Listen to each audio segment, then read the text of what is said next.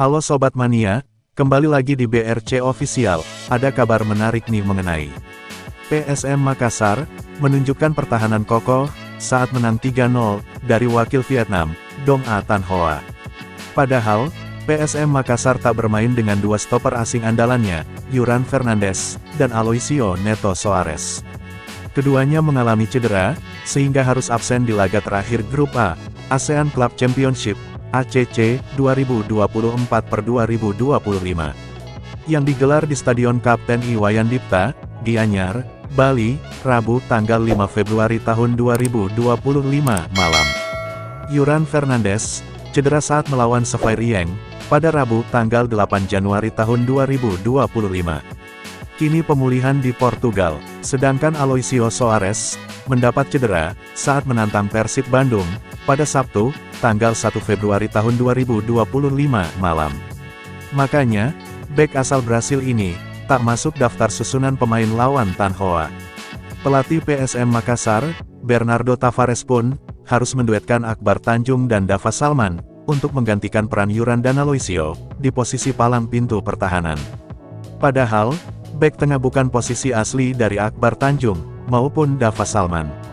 Akbar Tanjung, merupakan gelandang bertahan, sedangkan Dava Salman berposisi bek kanan. Meski begitu, peran baru tersebut, mampu dijalankan keduanya dengan baik. Pemain nomor punggung 45 dan 68 itu, mampu meredam agresivitas serangan Tan Hoa. Bahkan, PSM Makassar mampu mencatatkan clean sheet. Duet Akbar Tanjung dan Dava Salman, masih berpotensi berlanjut, ketika PSM Makassar menjamu Arema FC. Pasalnya, kondisi Aloisio Soares, masih diragukan main.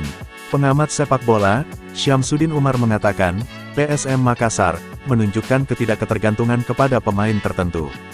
Menurutnya, hal ini sangat bagus, karena memotivasi para pemain, untuk memberikan yang terbaik, jika diberi kesempatan bermain.